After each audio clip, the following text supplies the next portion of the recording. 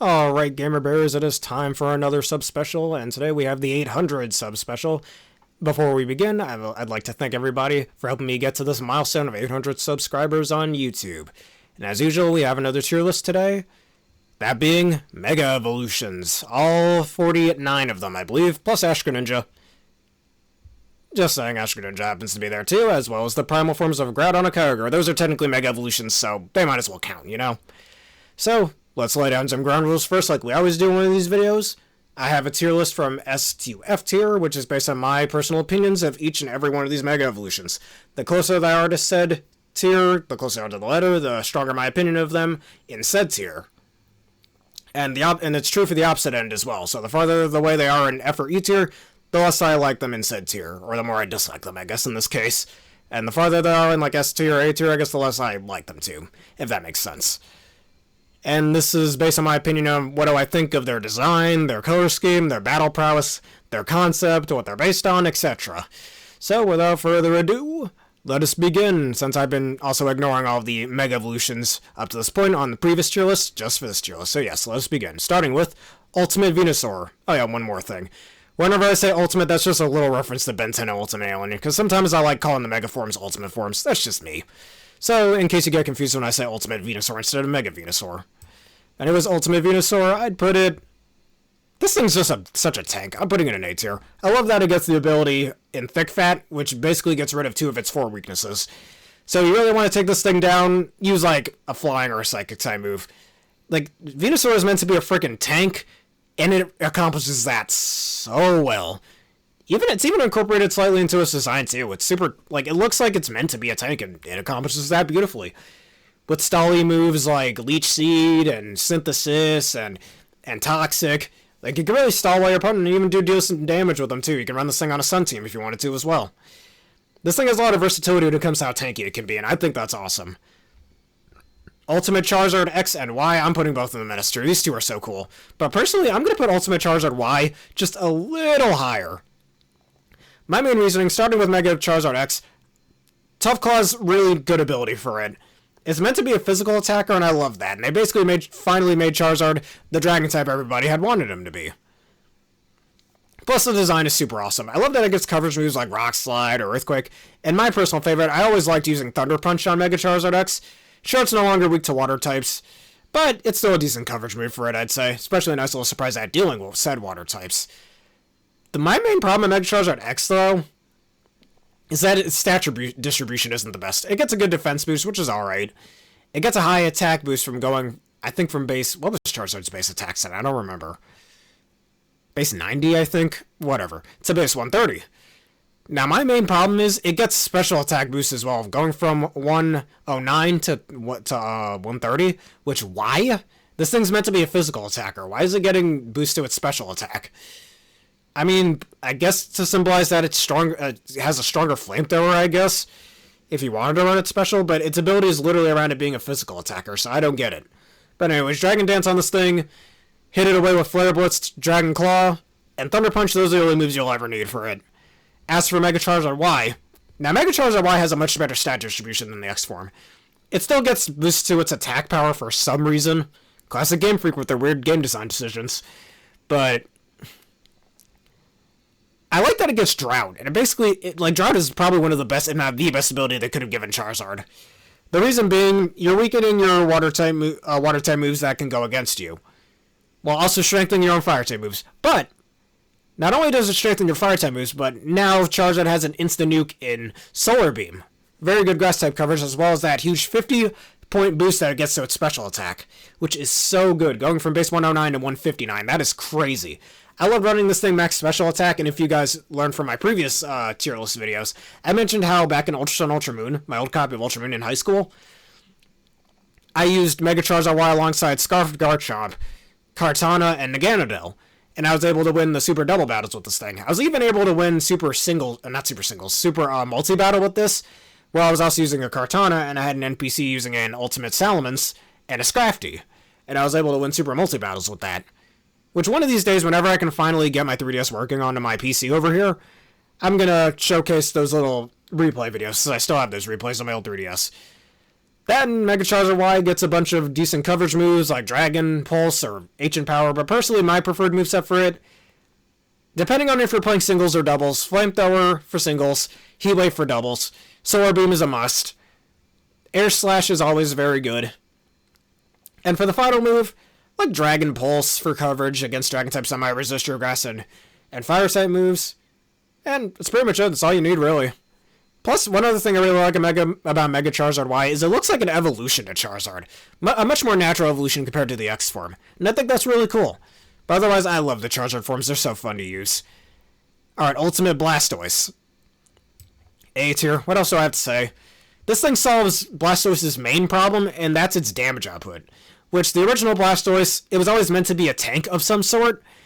But here, it's both a tank and super offensive, having a 50% or 50 buff to its special attacks from 85 to 135, and that is super strong.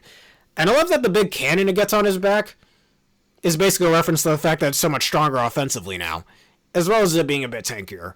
And I'd say it's the, well, never mind what I was about to say. I was going to say it was the only Mega Evolved Kanto starter that gets like a well-rounded stat boost of size to its speed, but Mega Venusaur gets that as well. Plus, Mega Blastoise gets one of the best abilities in my opinion, that being Mega Launcher. Oh, Mega Launcher is one of my personal favorite abilities. Powering up moves like Aura Sphere, Dark Pulse, Dragon Pulse, and Water Pulse. Personally, I always liked running Water Pulse instead of Scald.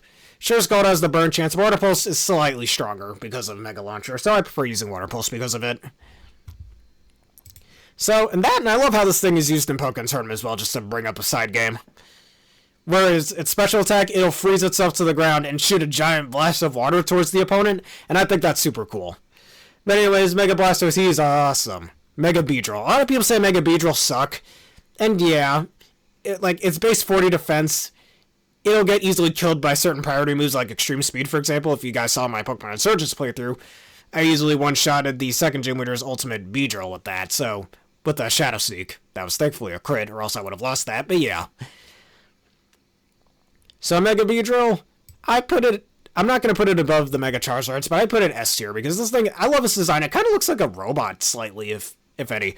Like, if you notice when it comes out of its little Mega Evolution cocoon after you Mega Evolve it, its eyes kind of dim out like a sort of robot or something.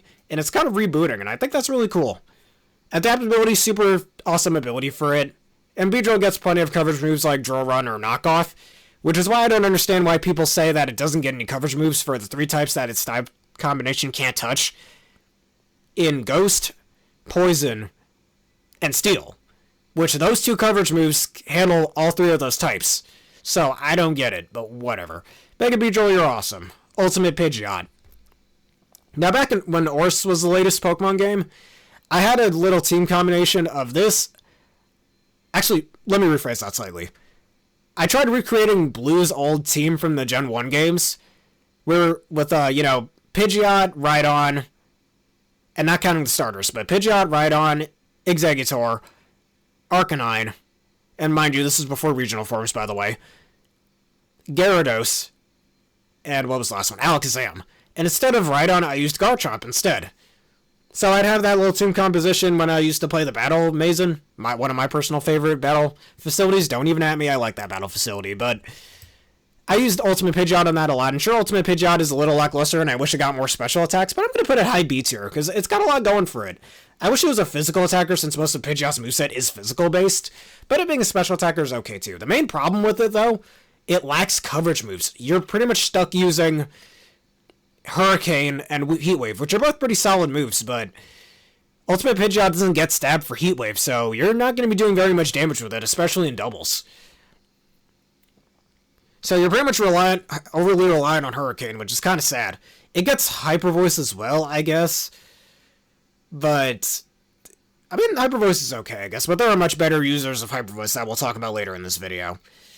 But anyways, that's what I think about Mega Pidgeot. My personal moveset for it, obviously Hurricane, Heat Wave, Hyper Voice, and like Tailwind for support or U-turn for pivoting. Depends on what you need. But yeah.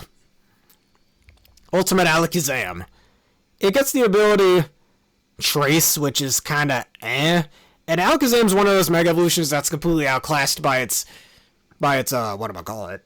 by its base form. Because why are you going to use Trace when you could use a Life Orb with Magic Guard, which is a really good synergistic relationship, you know? I mean, sure, you're much faster and you get a higher special attack stat, but again, people say that Life Orbs hit harder, and there are other ways to boost your speed, like Tailwind, for example. Plus, Ultimate Alakazam does get a boost to its defenses, which, fun fact about Mega Alakazam, before Generation 7, it was the only Mega Evolution to not get 100 points added to its base stat total, instead only getting 90. That was changed in Generation 7. The reason being is because base Alakazam in Gen 6 got 10 extra points to its special defense between Gen 5 and Gen 6. So I guess they only gave it 90 points to compensate for that, but that was later changed in Generation 7 to get an extra 10 points to its special defense. So there's a little fun fact for you there. But Mega Alakazam does get a lot of cool coverage moves like Dazzling Gleam or Charge Beam if you want to raise your special attack, Energy Ball, Focus Blast if you don't feel like hitting your targets. But yeah, otherwise, and it's a decent design. I'll give it low B tier, but I wish it was better in battle. It's tankier, yes, but Alakazam was already pretty damn frail in its base form. And if you want to take an attack, Focus Sashes are much better for that, you know? And Alakazam really does benefit from that, especially in singles if you use Calm Mind. So, Mega Alakazam, you're kind of lackluster, though I do really like your design. Ultimate Slowbro. This thing is a super tank in its goofy design. I like its goofy design, but I'll put it low B tier. Actually, I'll put it above Alakazam. Why not? The reason being is, I remember the strategy I used to have for Ultimate Slowbro, where the ultimate moveset for it, in my opinion, Scald, either Psychic or Psyshock, depending on what you feel like using, Calm Mind or Amnesia, and Slack Off. If you get that moveset on Ultimate Slowbro, this thing, it will never die. I guarantee you, it will never die. It's tied with Cloyster for having the highest defense stat of all water-type Pokemon. And it really does show, too. It's one of the Mega Evolutions, in my opinion, that actually gets really good stat distribution. No useless stats. All of its stats put into its special attack, its defense, mostly its defense. And I think that's it, actually. I don't think it got any boost to its special defense. Which is fine, you can patch that up with the likes of Amnesia, though I personally prefer using Calm Mind. And because you have Shell Armor, you don't have to worry about getting critically hit. More reasons why I love that ability. And, like, if you can get even just 2 Calm Minds up, you will pretty much sweep your opponent. Just like Scald and, like, Psychic or Psyshock is all you need. You can get enough Calm Minds up, and Slowbro is tanky enough it can deal with that. So, yeah, it's really good for that. And it's super tanky. It can blow you away very easily. Plus, its design is super goofy, and I love that. First, the Shelter takes over its tail, now it takes over its entire body. I think that's really funny. Plus, that expression it's making is really funny, too. Next, Ultimate Gengar. S tier. This thing is so cool. Like, aside from Shadow Tag, which we all know how annoying that ability is, love its design. It gets a huge special attack boost going from 130 to 170. It gets much faster from 110 to 130, and it gets a little tankier, I guess, but who cares about how tanky it gets? Like, Gengar already wasn't a very good tank to begin with. It's not meant to be either. But it gets a lot of really neat coverage moves. And Thunderbolt, Dazzling Gleam is always really good for those pesky dark types. It gets awesome stab moves and Sludge Bomb and Slash Sludge Wave. And Shadow Ball, it gets Energy Ball for more coverage against those pesky ground types, because it does lose Levitate, and its base form will later lose Levitate, we all know about that, but yeah. And it's kind of funny how Gengar goes from being able to float to being stuck to the ground. I think that's pretty cool. Which, I think the reason why that's the case is to exemplify its ability of Shadow Tag. Kind of being bound to the ground. In order for it to, trap its opponent, it has to be trapped to the ground along with them. And plus, unlike previous Shadow Tag users like Wobbuffet or Gothitelle, Gengar actually has the stats to really make it extremely threatening. You could lock your opponent in a bad matchup, and because of its high special attack, it could just destroy the opponent with ease. So, and something I almost said Gallade. Something that Wobbuffet and Gothitelle can't do. So, and I love this thing's shiny color too, but let's not talk about its shiny for now. Alright, Ultimate Kangaskhan. I'm going to put it high A tier. I used to use this thing back when X and Y was the latest Pokemon game as well, back in middle school, in the Battle Mazen, alongside Staraptor, Greninja, and Diggersby. Yeah, I know, 3 normal types, not very balanced. That was when I was first getting into competitive Pokemon. But it got me through a lot of good battles in that as well. The double power-up punch strategy, we all know how broken that is. It's really good. Double Edge or Return, depending on which one you want. Ice Punch for more chances to freeze. Sucker Punch was always really broken on it, especially before Sucker Punch got nerfed in Gen 7. And I always like the concept that the Kangaskhan itself isn't Mega Evolved, but the child is. Showing that it's the child who evolves and gets stronger. And Parental Bond, we all know how broken that ability is, too, so I'm not going to talk about it any further, but I really do like that concept that the child gets to fight alongside the mother. That's really cool, in my opinion, and a really good concept. Probably one of the best concepts of all Mega Evolutions, to be honest with you. So, Kangaskhan gets A tier for that. Ultimate Pinsir, I love this thing. This thing is so cool. It may not be the best Mega Evolution in battle, and a later Mega Evolution will outclass it, and we'll talk about that later. But this thing is just, like, it's so cool. Of all the Bug-type Pokemon up there with, like, Volcarona, it's easily my favorite one. Like, this thing, like, you do not want to run into this thing in real life. Like, of all the Pokemon on this tier list, I think Pinsir is the one I'd like to run into in real life the least, honestly. And that's saying something compared to what we'll talk about later on. Because this thing, it looks so scary. Its horns are much larger. It gains the Flying type, which, again, Bug Flying is one of the worst type combos ever, so that's not really something to be proud of. But it gets a lot of neat coverage moves. Earthquake, it gets Quick Attack, it's an egg move, so you have Flying type priority, which is... I'm surprised of all the types, I'm surprised Flying doesn't have a priority move outside of, like, Flying type Quick Attack, but yeah. But, it gets other coverage moves, Superpower, you get Throat Chop in Gen 7, you get Earthquake, so, like, it gets loads of coverage moves. Aerial Aid, again, really broken ability, even if we're looking at the nerfed version in Gen 7, all that stuff, and just, I don't know, Mega Pinsir is so cool, I love this thing a lot. Ultimate Gyarados. I'll put a low A tier. The reason being, it'd be S tier if it was Dragon type. I mean, I get the kind of Leviathan-like monster Gyarados is based on. It makes sense for it to be part Dark type, but I think Dragon type would have been better. Like, this is such a missed opportunity. And again, it won't be the last time we talk about missed opportunities on this list. But, like, it should have been part Dragon type. And originally, Gyarados was supposed to be part Dragon type back in Gen 1, but it was changed to Flying for balancing reasons. But this was the perfect chance to change it into a Dragon type, and they just didn't take it. Which makes no sense to me. But whatever. Along with that, Gyarados, it isn't given any speed or special attack. Good for the special attack side, it doesn't need more special attack. But it gains a lot of points in its offenses and its defenses, which I think work really well for it. Another Mega Evolution that I think makes good use of its stat distribution. Unlike some other ones we'll talk about later. One problem I do have with it, besides its typing, is why does it get Mold Breaker? Mold Breaker is far from the best ability it could have gotten, in my opinion. It should have gotten Moxie or something instead. But it getting Mold Breaker has some uses, I guess. So, like, say you want to use Waterfall or Aqua Tail on a Pokemon that has Storm Drain or Water Absorb. I think that works really well. Say if you're fighting a Gastrodon, for example. I think it would work pretty well for that. But otherwise, I don't see how Mold Breaker really helps it. I mean, there's the classic using Earthquake against Pokemon with Levitate, I guess, but still. I mean, there are better Pokemon to use that with, like Escadrille, for example, but otherwise, I just don't think Mold Breaker is the best ability I could have gotten. Sorry about that. Things showing up on my screen again. But anyways, it does get a lot of coverage moves like Ice Fang, and again, one of the best users of Dragon Dance. Probably up there with Mega Charizard X, but there's a certain user of Dragon Dance we'll talk about later. I know I keep saying we'll talk about this later, that later. It's gonna happen a lot in this list. But yeah, Mega Gyarados is really awesome. Ultimate Aerodactyl. I'll put it C tier. To be honest with you, I put it C tier. It's a little lackluster to me. The reason being is its design is kind of dumb. You're telling me this is the original form of Aerodactyl? That it's covered in rocks like that and has the Abraham Lincoln looking beard? Like, seriously? Other than its kind of lackluster-ish design, where it's just covered in rocks, it's not the best Mega Evolution. Its stat distribution is fine. It gets a lot of boost to its attack, its speed, and a little more to its defenses. That's good. That part's fine in my opinion. My gripe with it is, it gets Tough Claws. You might think, like we talked about with Charizard earlier, and we'll talk about it again later with other Mega Evolutions that also get that ability. But with Aerodactyl, it doesn't work well, because Aerodactyl's two stab types, Rock and Flying, there are very few, like, reliable moves of those types that actually are contact moves.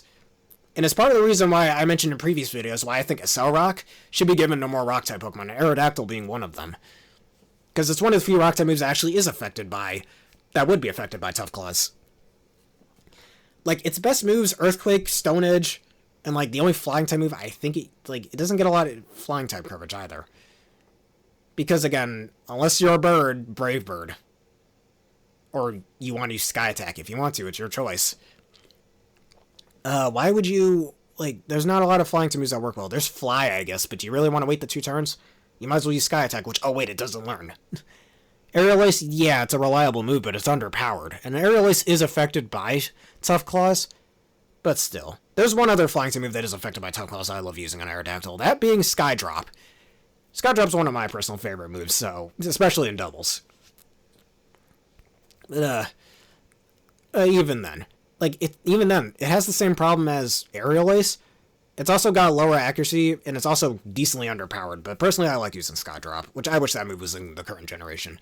But otherwise, every other move that Aerodactyl gets, the Fang moves, Fire Fang, Ice Fang, Thunder Fang, those are affected by Tough Claws too, but again, they're underpowered and it doesn't even get stabbed from those. It gets Aqua Tail, which is affected by Tough Claws, but also underpowered because no stab. It's a decent coverage move for it though, in my opinion. There's Earthquake, another move that's not affected by Tough Claws, and again, Stone Edge, Rock Slide, those moves aren't affected by Tough Claws either, so I don't think Tough Claws was the best ability they could have given Aerodactyl. There could have been something else, personally, but Aerodactyl C tier just because its ability really doesn't work well for its moveset. Ultimate Mewtwo X. Its design's a little lackluster. I like that against the part Fighting type. I'll put a low B tier. I like that against the part Fighting type, plus it's pretty damn badass in Pokken Tournament, I'll give it that. Otherwise, it has the highest attack stat of all Pokemon, which is super, super cool. But Mewtwo was never meant to be a physical attacker, and because it's changed to a physical attacker, that changes how Mewtwo plays.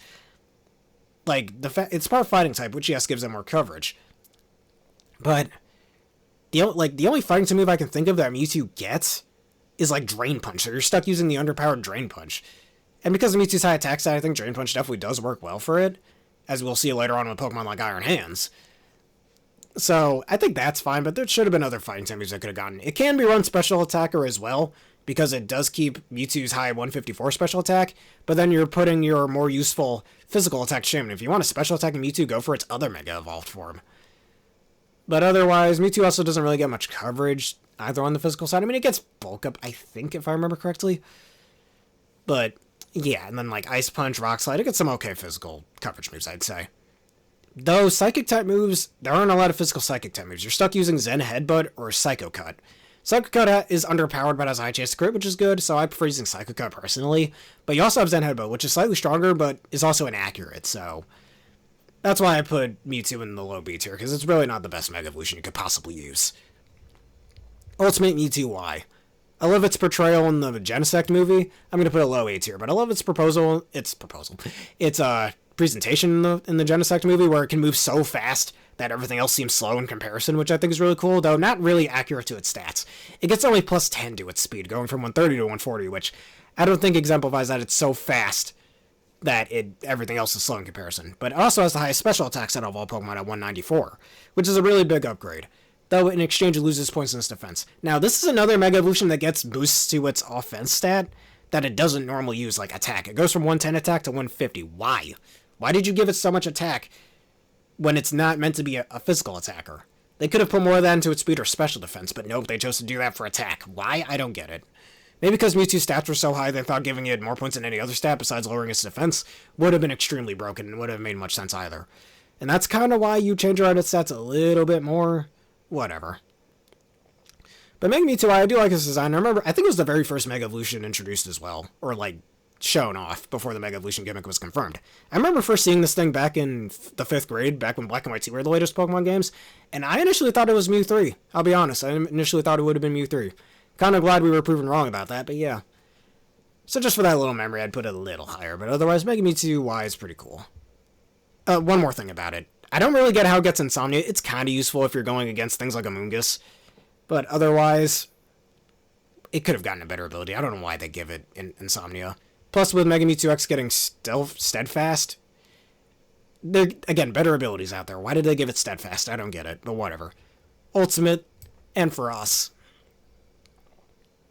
I definitely want to put an A tier. I think I'll put a low end of A tier. Well, other than the fact that my favorite female character in all fiction, Jasmine, uses it in Pokemon Masters. Totally not reason why I put it a bit higher than I should have, but yes. It gets the part Dragon type, but it suffers from the same problem that Mega Mewtwo X suffers from, in that because the original Ampharos wasn't part Dragon type, it can't get moves like Meteor Storm, Draco Meteor. So it's pretty much, along with Sceptile, and we'll talk about that later, it's one of the few Dragon types to not have access to Draco Meteor because of it. So that you're pretty much stuck using Dragon Pulse, or if you want to use it physically, Outrage, which is kind of eh. And I like that Ampharos got Dragon Pulse later on, literally because of its Mega Evolution, which it didn't have that pre-Generation 6. I like that it gets Mold Breaker, but it also suffers from a similar problem that Gyarados suffers from, in that it has Mold Breaker, yeah, which is good for when you're using Electric type moves. It's good for dealing with Pokemon who have Lightning Rod, Voltorb, or Murder Drive. But every Pokemon that has those abilities is either a Ground type or an Electric type, which you're not going to be doing much damage to them anyways. So the only good use for that is Lightning Rod specifically, since Lightning Rod has the draw-in effect as of Generation 6, I believe. So if you want to hit a Flying type, but their partner happens to be Lightning Rod, you could still hit the Flying type. So that's the only use I can think of with Mold Breaker. Otherwise, again, there are better abilities out there for that. But may I also talk about the little hair that Ampharos gets, where Mega Ampharos is kind of based on... Because, like, if you know, the entire Mareep line is based on sheeps getting sheared. So Mareep starts with a full head of wool. Flaffy will lose some of that wool, but then Ampharos is completely woolless. Well, now Ampharos has grown some of that back, which I think is a pretty decent concept in my opinion. So I'd put Ampharos in A tier for that. Ultimate Steelix. Oh, okay.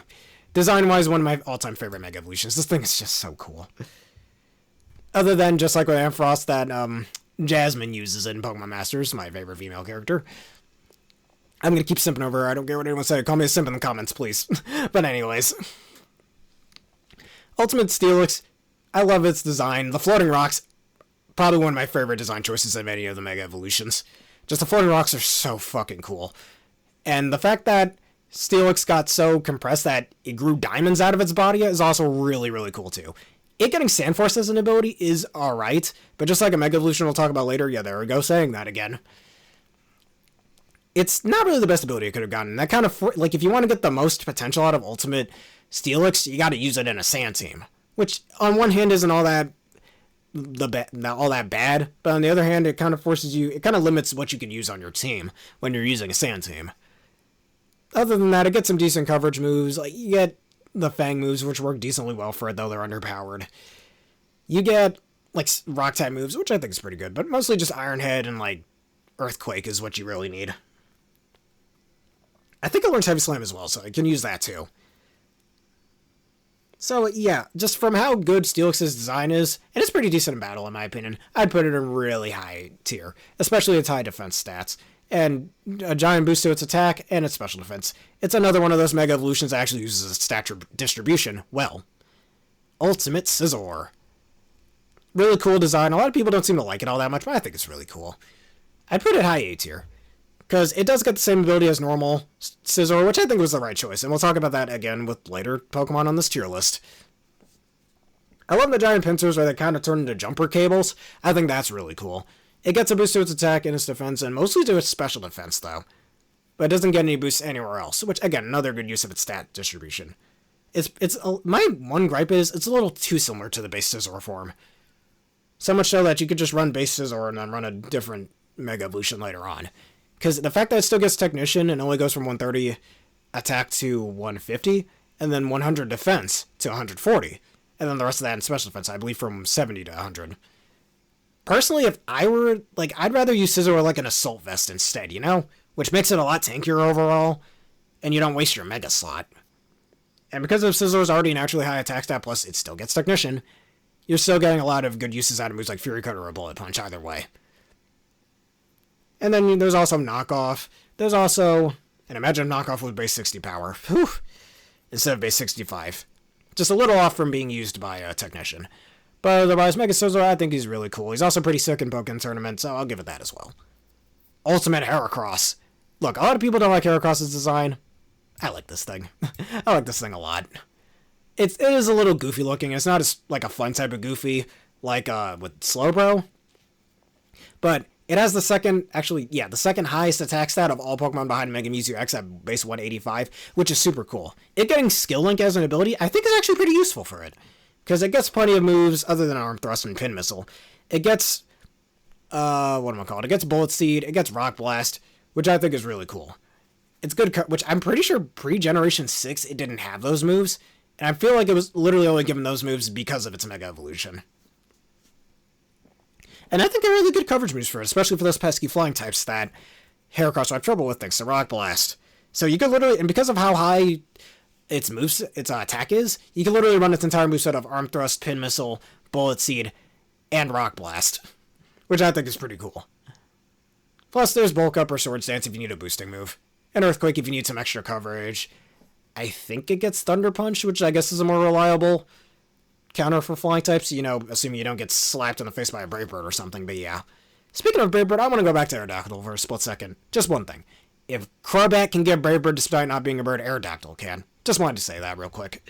But anyways, Ultimate Heracross, I think this thing's really cool. Plus, fun fact about it, if it uses moves like Earthquake, it has an animation where it'll punch forward and the little limbs on its, forearms over here will kind of puff out. Kind of like bug wings. It's really cool, actually. It's a rare animation you don't really see very often, but yeah. Ultimate Houndoom. Awesome. Actually, honestly, between Mega Charizard Y, you know what? I'll have it just below Mega Charizard Y. Just because I have the little nostalgia for using Mega Charizard Y so much back in Gen 6, as well as, what I talked about earlier with the Battle Tree in Ultra Moon. But I'm going to have Ultimate Houndoom. Y'all know how much I love the original Houndoom. Ultimate Houndoom is even cooler. It gets a nice buff to its defense from base 50 to base 90, which actually is decently usable in my opinion. A huge buff to its special attack, huge buff to its speed. I think it gets a small buff to its attack, which why I don't get it, but whatever. And to its special defense. And Solar Power I think is a pretty neat ability for it. You can run it in a Sun team. It's not going to be as useful as Mega Charizard Y in my opinion, just because Mega Charizard Y can set it up for itself. But the 50% boost to its special attack thanks to Solar Power, while kind of putting it on a timer, is still very useful, and it's already decently frail as is despite the huge buff to defense it gets, which in my opinion I would have put more of that to its special attack, but whatever. That's what I would have personally done. But it gets a lot of neat coverage moves. Again, Solar Beam is always useful for Sun teams. Sludge Bomb, even though it's a dark type, it isn't weak to Fairy, but it's still a decent coverage move for it. You got powerful moves like Heat Wave, Fire Blast, Flamethrower, Dark Pulse. You got a lot going for it. And plus, I just love this thing's design. Hellhound, taken even further to look even more demonic, is super cool. So Mega Houndoom, I really, really like it. Ultimate Tyranitar. I'm going to put it B tier, because just like Scizor and, again, other Mega Evolutions we'll talk about later, it doesn't get an ability change. I'll put it above Slowbro, but it doesn't get an ability change, which is fine in my opinion. Sandstream still makes it work, so it's really good for dealing with opposing weather teams. So if the base Tyranitar uses Sandstream, and then your weather's overridden, well, you can bring it right back, literally in the same turn if you need to. So there's one niche for it, I'd say. And another use for it as well is base Tyranitar gets the Unnerve ability, so you can stop your opponent from eating berries for a time. And then when you want to Mega Evolve, you can. There's another small use for that, too, so you can get your sand in, too. And there are other Mega Evolutions we'll talk about later in the list. Take a shot every time I say that. A shot of water, not a shot of alcohol, a shot of water. Every time I say, we'll talk about it later in the list. But that's a really neat, little tech you can use for certain Mega Evolutions, and Tyranitar just happens to be one of those Megas. Other than that, it's really cool looking. It definitely takes that Kaiju look that base Tyranitar had and takes it even further. Plus, I kind of like how its little abdomen somewhat resembles Pupitar. I think that's really cool. And its back apparently splits open according to the Gen 7 games, which, oof, that's painful. No wonder why Tyranitar's so goddamn pissed. It was already so pissed in its base form, it's got another reason to be pissed. But otherwise, Mega Tyranitar, this thing is super cool. Plus, hits extremely hard. It's super tanky despite its garbage typing. And we already know how good Tyranitar is in spite of its typing, so yeah. Tyranitar, you're a beast. Plus, it also gets a really good use out of its stat spread as well. It gets a small boost to its speed, which is okay, I guess. But it gets a boost to its attack, its defense, its special defense, and I already got that thanks to Sandstorm. I think it gets a small boost to its special attack too, which it's never going to use, let's be real, but otherwise, Tyranitar is super cool. Ultimate Sceptile. Now, remember what I said earlier about, with Ampharos, about it not originally being a dragon type? Because of that, it can't learn moves like Draco Meteor. I'll put it in mid B tier, because it's really cool. I like how it can shoot off its tail like a missile, and it's also slightly Christmas tree-like tail, which is super awesome. Dragon Grass, well, it's not the best type combo, but it's a really neat type combo nonetheless. And fun fact, it was the very first Dragon Grass type before Alolan Exeggutor and before the Applin line. But this thing also gets a lot of neat coverage moves. I mean, it gets Thunder Punch, but do you really want to run this thing physical? It getting Lightning Round as ability is a decent upgrade over its base form abilities. My problem with that being, it's the only way for it to raise its special attack, since it doesn't have any reliable ways to raise its special attack otherwise, for one. And for two, it's a grass dragon type. And of the 3 types that grass dragon quad resist, the other 2 being grass and water, what's a type that this typing quad resist? Electric. So why would they give it an immunity to electric? Like, if it was weak to water or not water, electric originally, then I could see that being useful, but they didn't do that for some reason. Again, it's another one of those megas that I think should have gotten a better ability, but otherwise, Mega Subtile is at least pretty cool. I like how it kind of turns its back towards you, kind of like what Mawile or Turtonator does. I think that's pretty cool. So otherwise, Mega Subtile, though I wish its ability was better, it's alright, and its moveset was a little better too, I wish, because it doesn't really get much coverage moves besides Dragon, Grass, and like Fighting. That's it. It's kind of lackluster. And personally, I like running Sceptile's physical, even if its special attack stat is higher. That's just me personally, but otherwise, it could have been better. Blaziken. Alright, S tier. I have a lot of nostalgia for this one. The reason being, I still actually have my old Blaziken from when X and Y first came out, which was clearly a hint to a Hoenn remix back then, back in 2013. And this thing was so broken. Speed boost, because it's another one of those megas that has the same ability as its base form. However, unlike, say, Scizor, I think it makes better use for speed boost. Though, if you want to use speed boost, again, just go for regular Blaziken, use your move slot on something else, your mega slot on something else. But you get a much higher attack boost, you get slightly higher speed, a little higher defenses, and a much higher special attack stat for some reason. Again, another one of those megas that has stat points put into the offense that wouldn't normally use. But Blaziken also gets a lot of awesome coverage moves. You get Brave Bird. I know it's based on Chicken, which is a type of bird, so it makes sense for it to get something like that. But again, if Blaziken can get it, might as well give it to Aerodactyl too. But otherwise, Flare Blitz super broken on it. It didn't get close combat till Generation 8, so you're pretty much stuck using either, and it didn't get high jump kick either. So you're pretty much stuck using like superpower or sky uppercut, which was kind of sad, not gonna lie, but yeah. It would have been really good with close combat or high jump kick back then, but it just didn't get those moves. Or did it get high jump? No, I think it did get high jump kick actually, but that move's somewhat unreliable, especially into moves like, say it with me everybody, I hate Protect. But you're pretty much stuck using sky uppercut, or how I like to use it was with Power Up Punch, where because of its already really high attack stat and stab, it would already do pretty decent damage with Power Up Punch. And plus I get an attack boost out of it, making me even more dangerous. I essentially get a Dragon Dance boost each turn because of that too, so I think that's really neat. And you can run Protect on it too, so you can get your free speed boost turn 1, so you're pretty much guaranteed to outspeed your opponent, which is always really nice. Unless you're against like Trick Room teams, that's not going to be too useful against those. Otherwise, Mega Blaziken, really cool. I love its design. Its Pokedex entries about how its Flames can turn white is really cool. All that stuff. Ultimate Swampert, definitely my favorite of the Hoenn starter megas. Putting it right in S tier. This thing, I always said when this thing was first released, it looks like it could arm wrestle with a Machamp, and I think that's super cool. It's super buff, its stats even kind of exemplify that as well. With the base 110 attack to 150. It gets slightly higher speed, which works well with the slow swim ability, which you can run it on rain teams. And trust me, I've seen a lot of rain teams with this thing on Showdown. It's really good. Water Ground's one of the best type combos ever. It gets coverage moves for those pesky grass types as well that it's weak to. In Sludge Bomb or Ice Punch. Earthquake, one of the best moves to use on it, and one of the best users of Earthquake. Speaking of which, you know what? I might actually put Swampert above Steelix. This thing is just so strong. It'll hit hard. It'll be fast. Despite how bulky it is, it'll be so fast. It'll be so much faster than you. Like, this guy does not mess around. And because of that, Swampert, I put you in high S tier. Ultimate Gardevoir. I love that it basically gets a wedding dress. That's adorable. Because of that, and because of its ability Pixelate, which remember what I said about Pidgeot earlier in the list, that there are better users of Hyper Voice? Well, Gardevoir, I think, is one of those. It's still not the best user of Hyper Voice because Sylveon exists and plus a Mega Evolution, say it with me everybody, we'll talk about later in the list, is a better user of Hyper Voice. So I think I'd put Gardevoir in mid-A tier. I like that it gains a little wedding dress, and in its shiny form it looks like it's setting up for a funeral when its dress turns black, which is another neat design choice. Its high special attack stat is really good. I think it gets a slight speed boost as well, going from base 80 to 100. It's also another one of those megas that, again, for some reason gets an attack boost. I don't get why, but whatever.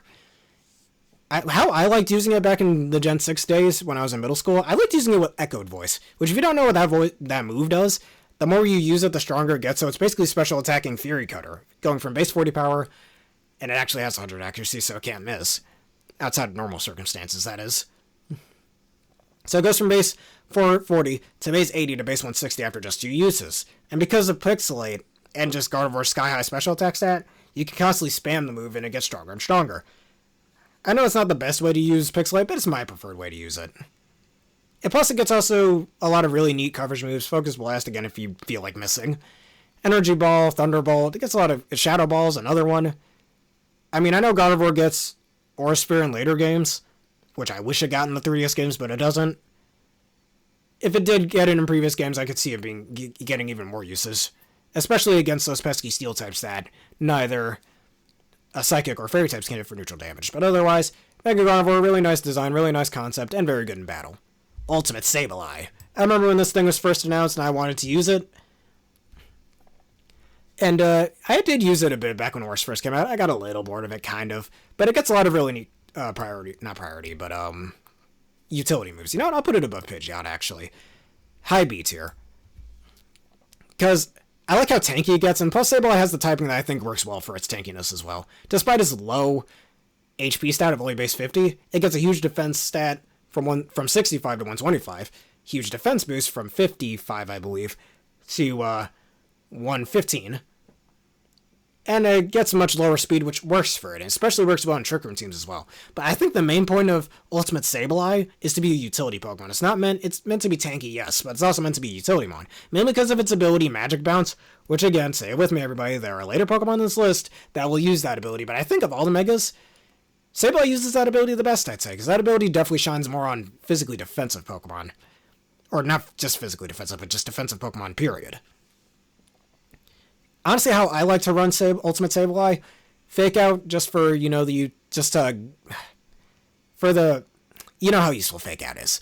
But, Will-O-Wisp, Nightshade for fixed damage, and it doesn't learn Trick Room, so Trick wouldn't work with Mega Stones either, if you know how Mega Stones work. So, I don't really know what other moves I put on there. I guess Knockoff is good for it too, that's a decent utility move. So like Nightshade, Knockoff, Will-O-Wisp, and I think it gets Thunder Wave too, so if you want to use that, there's that. And Fake Out. I think is a good moveset for it. Plus, I love how its gem just gets really big. I think that's cool, since Sableye's design is already kind of basic as is, so this is probably the best route that could have went for its design. And it also shows that, hey, it got a lot tankier, since most of the hits it's taking is in that giant gemstone of it. I also like its fainting animation. When it gets knocked out, it kind of falls over in the gem. It's holding up kind of is about to fall on it as well. Though it looks a little painful when that gem literally gouges out of its chest. I also like that animation too when that happens, but otherwise, it's a cool Mega. Mega Mawile. Ooh, Mega Mawile. One of the most broken Mega Evolutions ever created. Oh my god. Not only does it have one of the best type combos in the game in Steel Fairy, this thing gets huge power. Let me say that again. This thing gets huge power. I know. Base Mawile only had, I think, base 85 attack, but this Mawile has 105 attack, which with max at level 50, with max attack investment, an attack raising nature, and a max attack IV, that's 172 at level 50, and at level 100, that's 139, I believe. Am I wrong? No, I think that is 139. Yeah, it's 139 at level 100. So, double those two stats. You got 344 at level 50, which is absurd. And at level 100, that becomes 738. Holy shit. That means Mawile, if we take its ability into account, can have the highest attack stat out of all Pokemon. Which is absurd. And that's not even a contest either. And we'll talk about that even more later on in the list, but that's not even a contest. Like, you might be thinking, oh, but wait, there's Attack Mode Deoxys. Nope. Attack Mode Deoxys with all that only is 504. With all that investment at level 100 that we just mentioned. So, Mega Mawile is essentially 50% stronger than that. And it gets really good moves too. Play Rough, Iron Head, the Fang moves, etc. But there's also one move that Ultimate Mawile gets that's extremely broken. That being Sucker Punch, which I have a feeling this is part of the reason why Sucker Punch was nerfed in Generation 7. From base 80 to base 70. Because that was one of along with Ultimate Kangaskhan, that was one of Mawile's main moves. And because of huge power, it didn't need Stab for it. It was one of the best uses of Sucker Punch, and it wasn't even a freaking Dark type. Mega Mawile is, and because of its base ability being intimidating in its base form, it's another one of those Mega Pokemon that you can effectively run with 2 abilities, depending on how you use it, which is freaking crazy. Because of that, it's really annoying to fight too, in my opinion. I'll put it mid-A tier. And I like that it gets 2 little, whatever the hell those are, chompers on its head instead of 1, making it even scarier looking. Ultimate Aggron. Y'all know how much I love Aggron. I'd put this thing high S tier. It's not the best in battle, but I love its design. It becomes a literal steel wall. I think that's awesome. It kind of also, like, its design also slightly looks like one of those samurai armors you see in samurai mythology, in, like, Japanese mythology, which I think is really cool. Or Japanese culture, I should say. And it's the only Mega Evolution to actually lose a type and going from dual type to singular typed. Which, sure, on the offensive end, it losing the rock type isn't the best, but on the defensive end, it's really good. And I think that kind of helps Aggron for it to be a tank. Plus, it gets the ability Filter, which lowers the power of super effective moves that go against it by 20%. I would have risen it slightly to 25% personally, but it would have helped a bit more either way. And that's what the ability Prism Armor would later do anyway, so they might as well. But otherwise, same with Solid Rock if I remember correctly. But otherwise, really cool ability. It gets an attack boost from 110 to 140, which is pretty good. And it gets a huge defense boost from 180 to 230. And it gets a little bit in special defense as well, going from base 60 to base 80. But there's my problem with Aggron.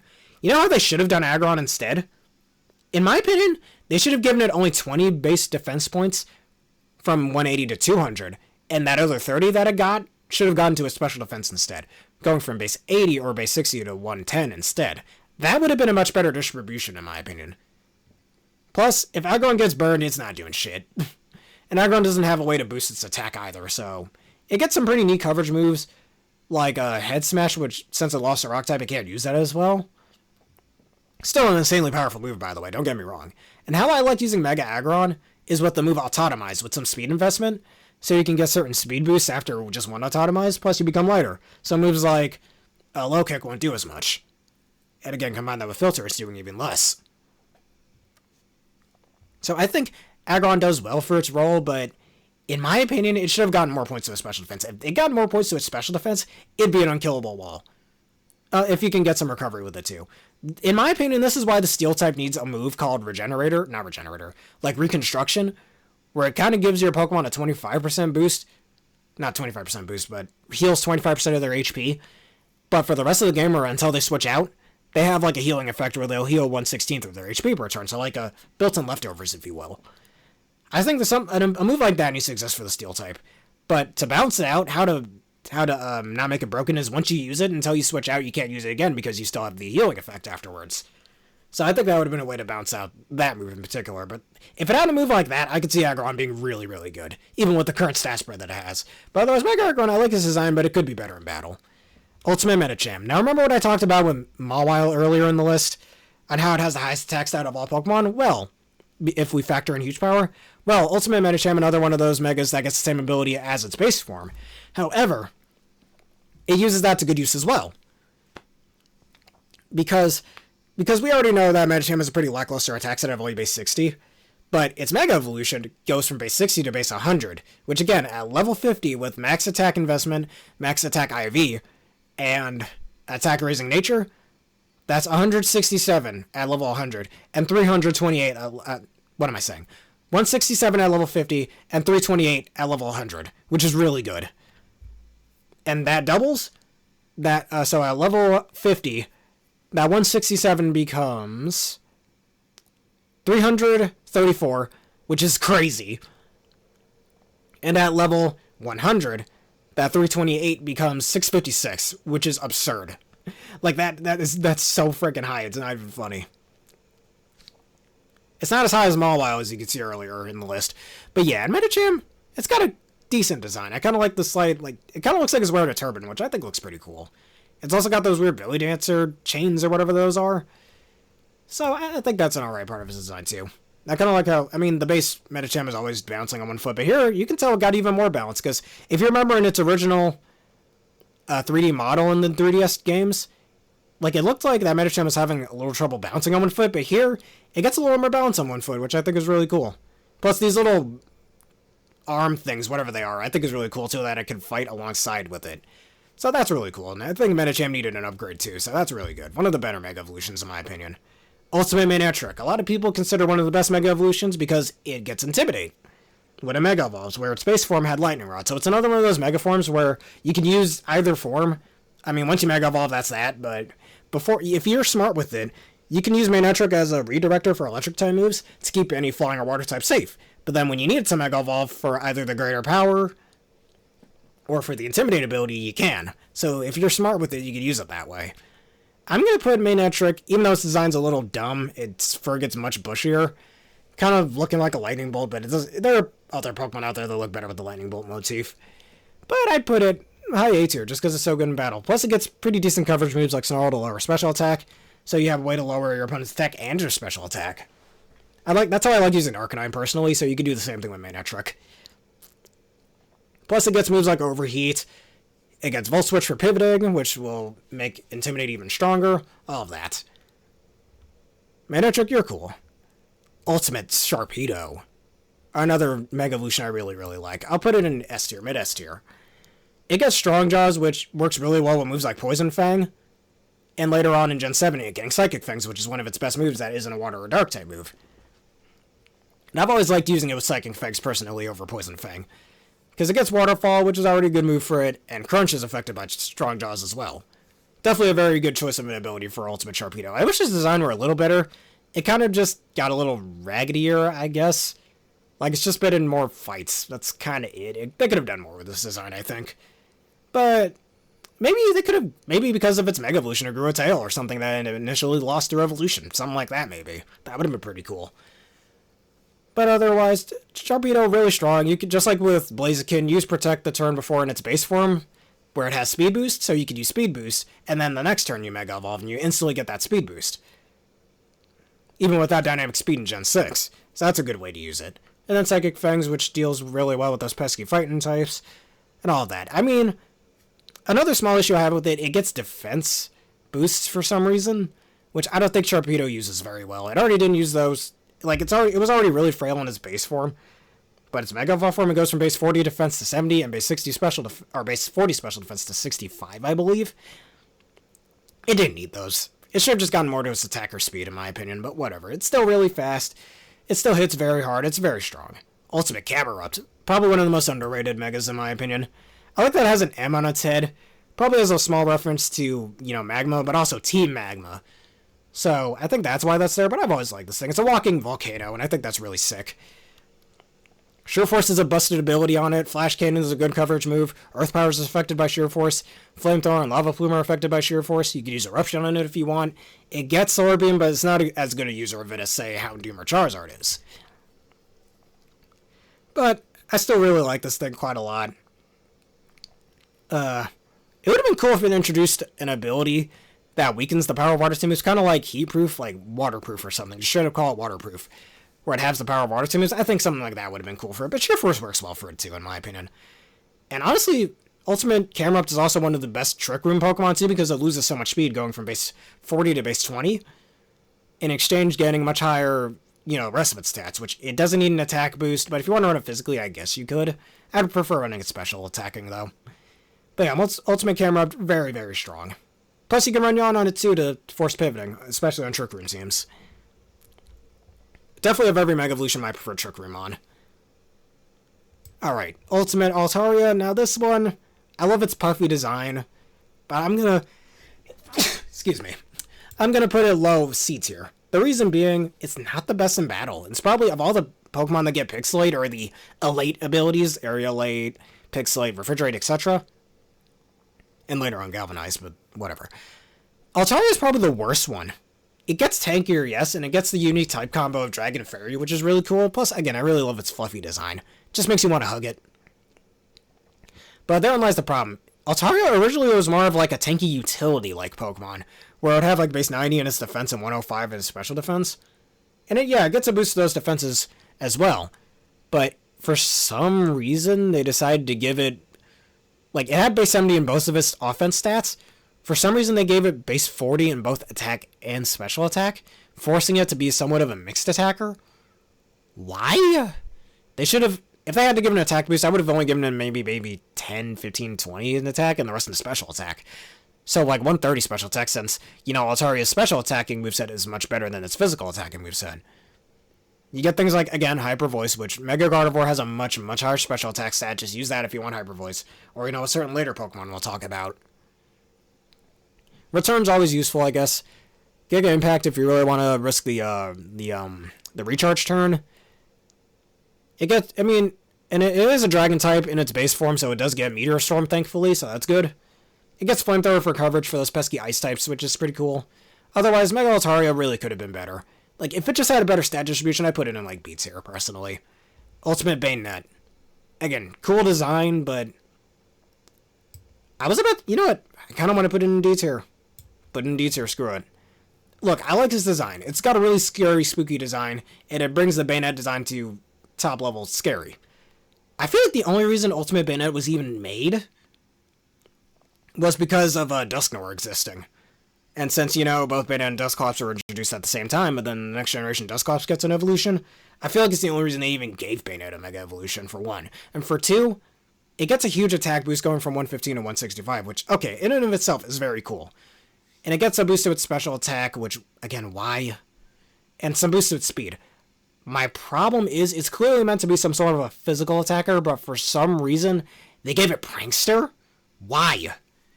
I mean, okay, I get it. Prankster Will-O-Wisp is very strong. Same with Prankster Destiny Bond. That's very good too, but if that's the case, I think I would have given it more points in its defenses, so, you know, it gets more chances to use those Prankster moves. Or maybe even its speed, so it can potentially outspeed other Prankster users, like, say, Tornadus, for example, or Whimsicott. Something like that. I would have done that with Bayonet instead of giving it a huge attack boost, just to give it a utility-based ability, rhyme, like, Prankster. Like, again, I get it. Prankster, Will-O-Wisp, and Destiny Bond is useful, but that's about it. Those are the only two abilities or moves, I said, that I can think of that Beta can make very good use of out of it. Everything else, not as much. I mean, it gives it a really strong Shadow Sneak as well, and Phantom Force is a cool move to use, though, because it's a 2-turn move that kind of sucks in doubles, because, you know, the wonderful move Protect. But otherwise, Bayonet, and it gets Sucker Punch too, but as we talked about earlier with I almost said Meloetta, with Mawile and Kangaskhan, do you really want to use Bayonet as your Sucker Punch user when those two exist? I'm just saying. But otherwise, Mega Bayonet's kind of eh. The only thing that keeps it from, like, E tier is it's really good design, though. Also, one other thing, I like how in his desk entry talks about how if it opens its mouth, its dark power leaks out or whatever, but its mouth is opening when it Mega Evolves. Isn't the dark power leaking out? Whatever. Ultimate Absol. I like his design even more than Bayonet's design. Well, I shouldn't say even more. I like his design, but it's such a lackluster Mega. And like we talked about earlier with Sableye, there are better users of Magic Bounce out there, and for some reason Mega Absol gets it. Why? It's not a very tanky Pokemon. I mean, it's got some use for it, I guess, but it's meant to be offensive, and its design with the wings. Am I the one who thinks Ultimate Absol should have been part Fairy type? Dark Fairy would have been so cool to be introduced with it, but they just didn't. Why? Alright, now let's talk about its stat distribution. It doesn't get any boost to its defenses, which makes sense. Absol wasn't really meant to be a tank. And it's much faster, too, going from base 75 to base 115. I think that's pretty good. The problem is, it gets a huge boost to its attack going from 130 to 150. That's pretty good. But why does it get such a huge boost to its special attack, going from base 75 to 115? It didn't need that. Like, you're just screwing around its stat distribution at that point. I would have put more into its speed if I were them. Maybe 135 speed instead of 115. That would have been good instead, but no. Instead, they decided to give it huge amounts on its special attack. Which, okay, Dark Pulse is fine, but again, Sucker Punch exists and makes it a pretty decent user of Sucker Punch. Again, not as good as Kangaskhan or Mawile, but still. And funny, neither of those Pokemon even get stabbed from that move. But, Absol, like, it gets a decent amount of coverage moves, like Ice Beam, I guess, is okay for it. But otherwise, Absol, it needs more offensive coverage for it to make that distribution good. And it should have just gotten more points in its speed, in my opinion, instead of a special attack. And Magic Bounce is more of a defensive ability. It should have, like, of all the Pokemon on the list that did get tier, Tough Claws, I think Absol should have gotten Tough Claws. It would have definitely worked well, especially in later games when it gets to play rough. Which actually, no, I think it did get play rough back in the 3DS games, which more reasons why it should have been a part fairy type. So because of that, yeah, absolutely you're getting the D tier. Glalie, probably one of my least favorite megas. Its design is so, like, its jaw opens up, which is just like, they could have done a bit more with this design, I think. And it gets so cold it can freeze the air, which I think is really cool. Refrigerate, honestly, of all the ability changing, like type changing abilities, like that change normal type moves into whatever type you want, I guess. Refrigerate is probably the one that's utilized the worst, I'd say. Look, Glalie, its design is fine, just like it breaking its jaw open, and that's kind of it, is a little lackluster. Heck, it's so bad that it can't even eat, which why would you do that to your own Glalie? But I'm also not the biggest fan of its stat distribution either. While it's cool, I can get an Ice-type Explosion, which is really awesome. And again, aside from at the time, back when Generation 6 first came out, Licky was the only other Pokemon to get Stab off of Explosion. At the time, before Gen 7, when Silvally got it, and then thanks to Terrestrialization, yada yada. It's a story for another day. But aside from Ice-type Explosion being really cool, you can't really do much with Glalie's moveset. In my opinion, this should have been given maybe the Dark type. That would have made it better. So it gets stabbed from Crunch and gets more offensive coverage. That would have been pretty damn good. It gets other coverage moves like Earthquake, I guess, is okay. But still, they could have done so much more with Ultimate Glalie, and they just didn't. And, like, its stat distribution, 120 attack, 120 special attack, and then 100 speed. Going from base 80 when it was a base 80 across the board, excuse me. And not anywhere else did it get a stat boost. That's an alright stat spread, but I think it should have been given more speed, personally. Or maybe had its defenses lowered, perhaps, so it could get more points into its offenses. I think that's not exactly a problem with Mega Glalie itself, but more so the tools it was given in base Glalie, since its abilities all around, its stat spread all around is 80 across the board. So I think that's a fault of Glalie rather than Mega itself, which kind of brings down the Mega Evolution, in my opinion. So, aside from how cool Ice-type Explosion and Ice-type, like, Hyper Beam and Return and whatnot is, I'm sorry, Glalie, your Mega sucks. Oh, yeah. We're getting to one of the two best Megas to ever exist. Oh, boy, here we go. Honestly, I'm tempted to put these guys in their own tier. I'm gonna be honest. You know what? Fuck it, I'm gonna do it. I'm gonna give these guys their own tier. Alright, add a row. You two are going up here. I love these two so goddamn much. And we're gonna get into the long reason why.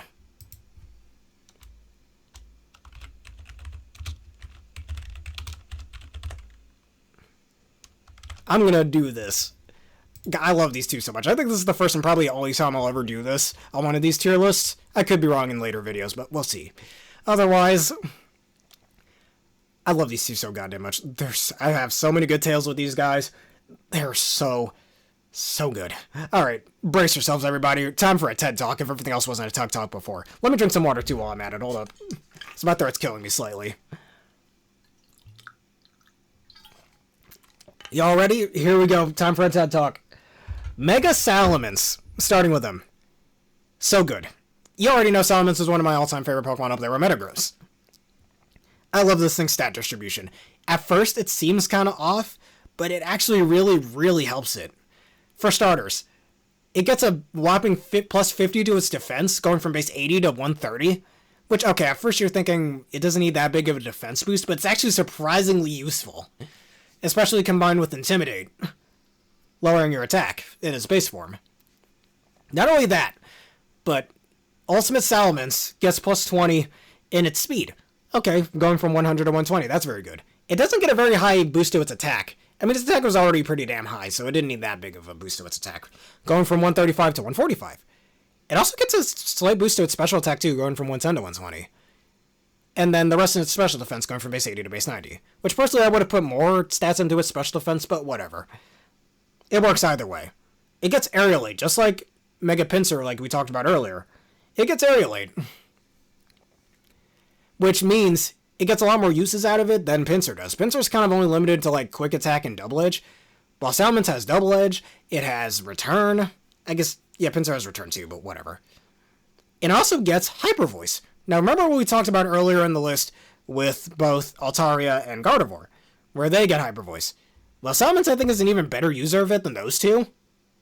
Because flying type, because on one hand, it's really hard to get any reliable flying type coverage unless you have moves like Brave Bird. And Salamence definitely helps solve that problem. And it definitely works well for its stats too, so you can run Salamence physical or special, though personally I prefer running it physical. I think it's just better, especially since it's the best user of Dragon Dance, in my opinion, too. Better than Mega Charizard X, better than... It's probably the best user of Dragon Dance, to be honest with you. Even better than a certain Mega we'll talk about later in the list. Yes, there I go saying that again. But yes, and its design is really cool, too. I know a lot of people make fun of Salamence, it being a giant croissant, which, okay, stop making fun of it. It's known as the blood-soaked crescent, too, in the Gen 7 games, and I think that's so fucking cool.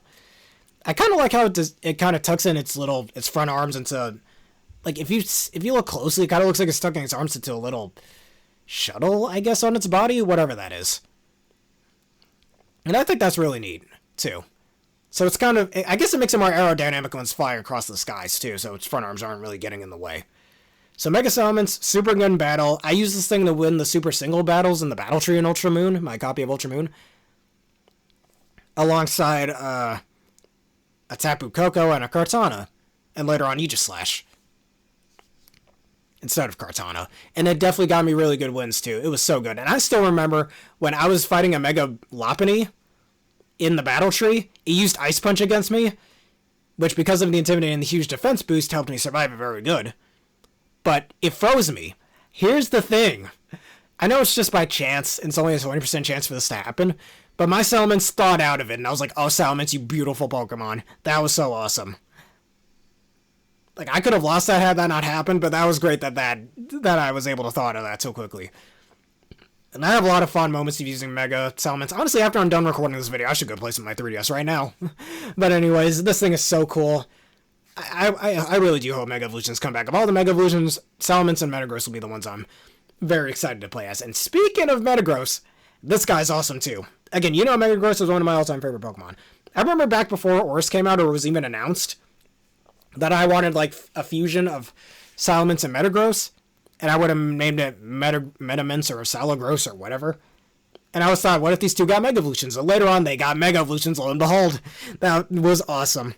So, remember what I talked about earlier with both Charizard X and Aerodactyl getting Tough Claws? Well, in my opinion, Metagross is the ultimate user of Tough Claws. It gets a lot of good moves that actually balance well with it, too. Getting Iron Head, Meteor Mash, Zen Headbutt, all those moves are affected by Tough Claws, as well as its coverage moves like Hammer Arm, which I don't know if you really want to use that, but whatever. Bullet Punch, if you want priority and hit even harder. Ice Punch is affected by that. All of that stuff. And then...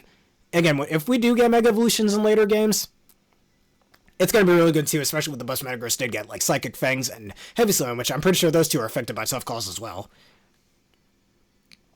So, that and it gets a ginormous boost to speed, going from base 70 to base 110, which is so good. Psychic Steel is already a really good type combo. Its attack, just like Metagross, or just like Salamence, excuse me, only gets like plus 10 to its attack, which... It's honestly good that it did that, because its ability helps out with its damage output anyways. And more of that could be put to its defenses, towards its speed, all of that. And I think it does get a slight boost to its special attack, but it's a minimal boost, so it doesn't really matter. It gets a 20 boost to its defense going from base 130 to 150, which is really good. And much higher special defense going from base 70, I believe, to base 100 or 110 if I remember correctly. So its stat distribution is really good, and you're going to have a bad time trying to take down Metagross. This thing is so good. I remember using this in my old copy of Pokemon Moon. In the Battle Tree. I never won that one, sadly, unlike later on in Ultra Moon. And I used it with Wally alongside a Moltres with Firium Z and Burn Up. And Wally was using his Mega Gallade and his Choice Scarf Garchomp, which is part of the reason why I liked using Choice Scarf Garchomp, inspired by Wally. Shoutouts to Wally. And we'll talk about him in just a minute, but yeah. Or by a minute, won't be for a bit, but yes. Otherwise, look, Mega Metagross and Mega Salamence, they're so good. My all-time favorite Megas. Alright, Latios, you two are going in E tier. They're okay in battle, I'll give them that. The problem is, who thought this was a good idea? Honestly, who thought this was a good idea? To make both Latios and Latios literally look the same. Why? And the only difference, you can tell which one's which is their eyes. Latios will have the yellow eyes, Latios will have the red eyes. So, Latios over here, Latios there. I'll put Latios slightly higher, Just because, you know me, I prefer offense over defense.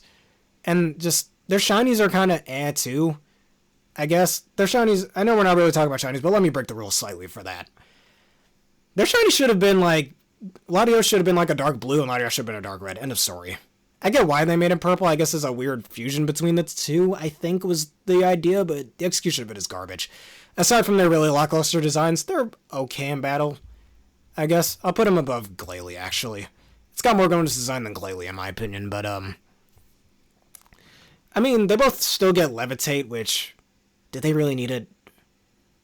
Just one of the worst megas, battle-wise, because Latios and Latios can do so much with items like Life Orb or Soul Dew, or Choice Specs, or White Herb, or Citrus Berry for longevity for Latios specifically. And weirdly enough, Latios is considered the better one in competitive because it's tankier, so it can more easily get off boosting moves like Calm Mind, which is kind of funny to think about, actually. Though I prefer Latios because it gets much higher special attack. They only get, and again, that's another mega that gets a huge boost to its attack, but it doesn't use its physical attack. So why would you use that? I mean, it's still a strong Pokemon because it's Latios and Latios. Don't get us wrong, but they could have done so much more with these megas, and it's just so lackluster design-wise and battle-wise. They could have been so much more. Like, in my opinion, how they should have done it, maybe they could have given Latios Magic Guard or something instead. Though you wouldn't be able to pair with Life Orb, so maybe a different ability could have been better there, I guess. And for Latios, I'm not really sure what I'd give it, actually. Like a special attacking version of Tough Claws or something, I don't know. Otherwise, they really could have done so much more with these guys. I mean, at least their special attack and special defense goes higher, which definitely is useful, but they should have gotten, I think they got higher defense too, I don't remember, but they don't get faster, which is weird. So, yeah. Sorry, Latios and Latios, you two are going to be down here. Alright, now we get to the Primal forms. Primal Kyogre, Primal Groudon. I think I like Primal Groudon just a little bit more, but Primal Kyogre I like quite a bit too. I want to put you, let's put you above Gengar. And you will go...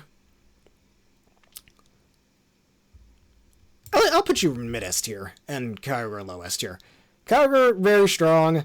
Primordial Seize is a really powerful ability, blocking out all fire-type moves, which it already doesn't really have to worry about fire-type moves, but that can be good in doubles if, say you have a grass-type next to you. So I think that's useful for that. And it makes water-type moves even stronger. Thunder is still a really good coverage move for it. Ice Beam is still a really good coverage move for it. I love running those moves on Kyogre. Plus, getting a huge boost to its special attack and special defense. I don't think it gets anything to its defense, but for some reason it goes from, I forgot, 100 attack to 120 attack to 150, which, again, why does it get such a huge boost to its attack when it doesn't even use that stat? Whatever, its design is pretty good, too. The ancient markings on it are really cool. I kind of like how in its fins it kind of looks like it has the old symbol for Team Aqua on it, which I think is pretty sick. So, it shows that Team Aqua kind of based their logo off of that. Same with Team Magma for Primal Groudon, which I think is really cool. Now, Primal Groudon, this thing is sick. It getting the fire type, which in my opinion, Groudon should have already been a part fire type from the start, which I don't know why they didn't do that, but whatever. I guess to make it more balanced with Kyogre. But unlike Kyogre's ability, Desolate Land actually helps it even more, effectively taking out its water weakness as long as Desolate Land is active, which is super busted. So it's effectively only weak to ground type moves, and there are ways to deal with that too. Well, actually, never mind. No, there really isn't. It would have been cool if it learned like Magna Rise, so you could effectively have no weaknesses if you want. That would have been sick. Or if you really wanted to, you could pair with like Skill Swap Cresselia and Skill Swap Levitate over to it, since you know Desolate Lands is already up. Unless that gets rid of the ability, I don't remember. But if it doesn't, you essentially have a Groudon, a super powerful Pokemon with essentially no weaknesses. That's broken, and I think that's awesome. 180 to its attack is really good. And unlike Kyogre, I think Groudon makes better use of its special attack if you want to run it as a mixed attacker. It's purely for Solar Beam, in my opinion, when using the Sun. Just to deal with, you know, other pesky ground and water types. In my opinion, that's how it should be used. But otherwise, Thunder Punch exists as well, which is a good coverage move for it. And I just wish that it and Kyogre had better stat distributions, but I love that its design is also partially based on that evil Groudon from the Jirachi movie. That I think is really sick too. And the fact that it gets like lava markings throughout its body, that is so badass. You know what else would have been cool, but a little graphic? If its blood literally became lava. Bro, that'd be so badass and so metal. I can't even. That'd be so fucking cool. But anyways, Groudon, you're super cool. Like, it honestly makes me want to make a kaiju monster in my own game franchise for my game development stuff based on, like, a big lava monster like Groudon. That would have been so cool. But Groudon, you deserve to be an S tier.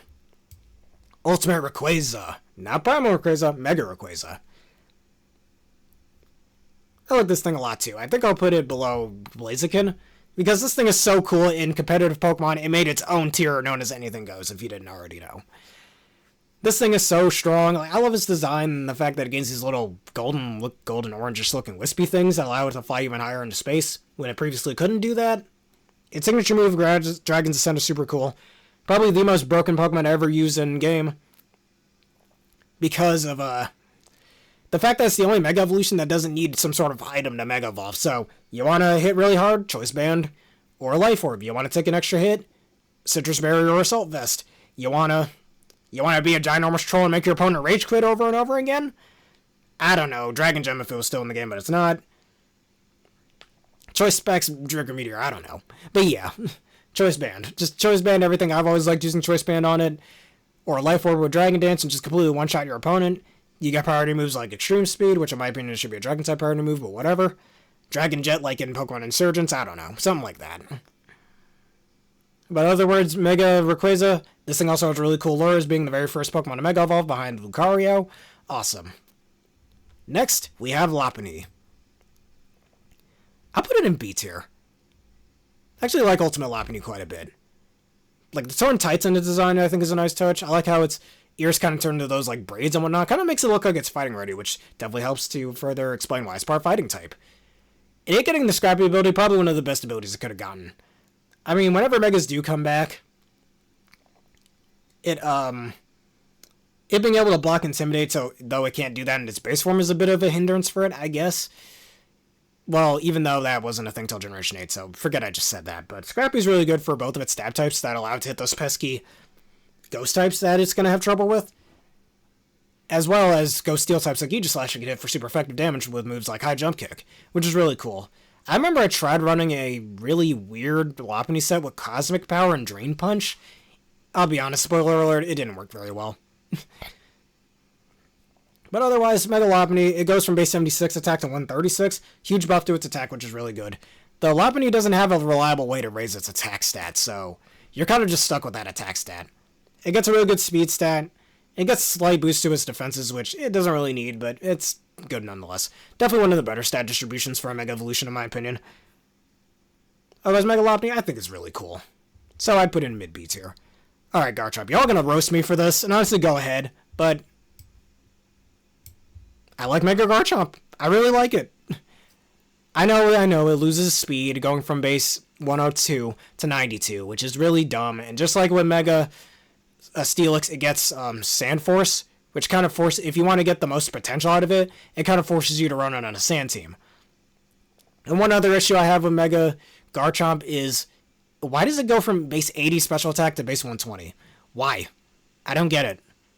It's more of a physical attack. I mean, Garchomp has a pretty decent special move pool. Earth Power, Meteor Storm, Dragon Pulse, Flamethrower, Surf, yada yada. Those are some pretty decent moves for it. But why did it get such a big boost to its special attack? It makes no sense. In my opinion, I mean, it already gets a huge boost to its attack, but I think I would have put more of that into its defenses, you know? Like, it goes from base 85 special defense to 95, base 95 defense to 115, which is pretty good. And then base 130 attack to 170. I think that's good, but and then losing the infamous 10 points to its speed for 40 points in special attack, which was stupid. Why would they do that? They should have given maybe 10 points to its special attack and the rest of its speed or something, or the rest of its special defense and speed.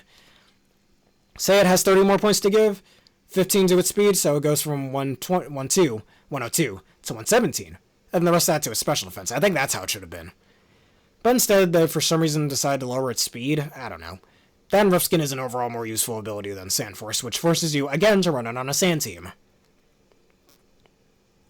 Which I prefer, like, if Mega Garchomp got Sand Rush instead of Sand Force, I think that would have made it more useful. Sure, it still forces you to run it on a Sand team if you want its full potential, but it's a much more useful all-around ability than Sand Rush, in my opinion. Plus, Garchomp's attack stat is already high enough. It would actually kind of make up for that lowered speed that it got. Then again, if its stat distribution was better. But otherwise, it gets good coverage moves. You get Dragon Claw, Earthquake is always useful. Fire Fang if you want fire-type coverage, though it's a bit underpowered. Crunch is a good coverage move. Iron Head is one of its best coverage moves for pesky Ice and Fairy types. Poison Jab if you want, though Iron Head is better. Rock Slide, Stone Edge, all of those are really good. So Mega Garchomp, I really, really like this thing. The sides on its armor are a really cool design choice in my opinion. The spikes are awesome. Look, I really like Mega Garchomp. Y'all can roast me if you want. Mega Lucario!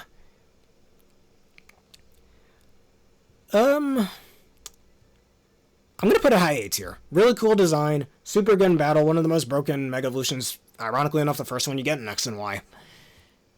It's kind of rare that the first one you get is the best one, or one of the best ones. In most games, the first one you get is often one of the more lackluster ones, but not in Pokemon. Adaptability, just like with Beedrill, this is a better user of adaptability just because the stab combination of Fighting and Steel is so much better than Bug Poison. Since there isn't a single type in the game that resists both stabs, so Lucario doesn't need as much coverage. It's essentially always hitting for super effective damage because of that, which is really good. It gets, like in Gen 7, specifically in Ultra Sun, Ultra Moon, it got Meteor Mash, which is a really good buff in my opinion. And I think it only can get it from Clefable, weirdly enough, via Egg moves. Extreme Speed is a good coverage move for it. Crunch is a decent coverage move, I suppose. Ice Punch is a good coverage move. Close Combat, one of the strongest moves it can learn.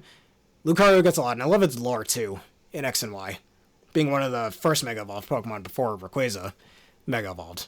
Or before Rayquaza was brought into the picture, I should say, as the second Pokemon to ever Mega Evolve. I think Lucario is probably the first Pokemon to Mega Evolve with the use of a trainer, is most likely what I was saying. But yeah, while Rayquaza could just Mega Evolve with or without a trainer. Alright, Lucario, you're super cool. Moving on, we're gonna get Ultimate Abomasnow. I kinda like it, but I'll put it high C tier. Because I wish it had just had more going for it, you know? It getting Snow Warning, just like its base form, I think is fine, I guess. I mean, again, if you want to use some sort of tech, maybe run it with Soundproof instead to go against Pokemon with, like, Hypnosis or Boom Burst, I think would be pretty good, and then Mega Evolve if you need to save Switch in, you know? Or switch in the Abomasnow and then Mega Evolve to get the Snow Warning ability going. I think that's the best way to use it, if you want to get creative. But otherwise, Mega Abomasnow is another Mega Evolution that loses speed, but just like Sableye or Caramel, I think it puts good use to it. So where it can be used on Trick Room Team, going from base 60 speed to only base 30, which I think is pretty good. So, aside from Garchomp, I think it's the only Mega Evolution where it losing speed is actually good for it. Again, along with Sableye and Camerupt. And, it gets much higher attack and special attack, and just like with Altaria, they try to make it a mixed attacker. Why? Again, it's just not good. And both of its defenses go from base 72, I believe, or 75 to 105, I believe. Which, okay, makes it tankier, though its typing really doesn't help with that. So it's really meant to be more offensive, but me personally, I would have made it more of a special attacker. Maybe 165 to its special attack and only a minimal boost to its attack. I think that's what I would have done. Because its special attacking moveset, again, is better than its physical moveset. Energy Ball, Blizzard is its best move. Water Pulse for coverage, I guess, even though it's underpowered. That was good for Rock, Ground, well, just Rock and, well, Ground you already have handled, but Rock and the Fire types that it has trouble dealing with. Though I feel like a Abomasnow could be okay on Rain teams as well. How I would use it maybe as a mix of, like, a Rain and a Snow team. Like, which do I need? Do I need, the Hail team. Snow doesn't exist yet. Do I want it for Hail, or do I want it for Rain, you know? I think whenever Mega Evolutions do come back, that's a decent team idea. I think I might do something like that in the future. But anyways, Mega Abomasnow, it's alright. I like this design where it kind of goes more into that Yeti design that it initially had, and I think that's really cool. And the Dinox Crystal is really cool, but I wish it just had a better stat distribution. And maybe some other ability, I don't know. It's kind of hard to imagine Abomasnow without Snow Warning, so I don't know. Otherwise, Abomasnow, I'll give you C tier. Ultimate Gallade. Am I the one who thinks it kind of looks like it has a dual disc on its arm? Look, I already thought Wally was kind of based on a Yu-Gi-Oh character, or he looks like a Yu-Gi-Oh character, but Gallade just looks like Seto Kaiba. Honestly. That's what I first thought when I first saw it. Alright, so I'm gonna put you high to mid-A tier. The reason being, I wish it got a better ability. Inner Focus, especially pre its buff in Generation 8, is kind of lackluster. I mean, you're immune to Fake Out, but not until you Mega Evolve. Which, depending on how that works, because you have the Inner Focus ability, once you Mega Evolve, you're immune to Flinching, which is, I guess, okay. I guess. But Inner Focus really isn't a good ability for it. They could have done something better. Again, Tough Claws is right there, but it doesn't really have Claws, so it makes sense for it not to get that ability. This is why I think, y'all know the ability Sharpness in Scarlet and Violet, right? I have a feeling whenever Mega Evolutions do come back, I hope they rebalance some Megas. And just like I should have mentioned earlier, Mega Steelix, I think it should have gotten Earth Eater, which is Earthworm's signature ability. That I think is better than Sand Rush. But back to Gallade. In my opinion, it should get Sharpness. And that ability really works for it, since Gallade does learn a lot of cutting moves. And maybe it can get a new, like, fight... Actually, never mind. No, it doesn't. Sacred Sword exists. I was about to say it could get a new physical fighting type move that's a signature move for it. That's a slicing move, but Sacred Sword already exists, and it just uses that.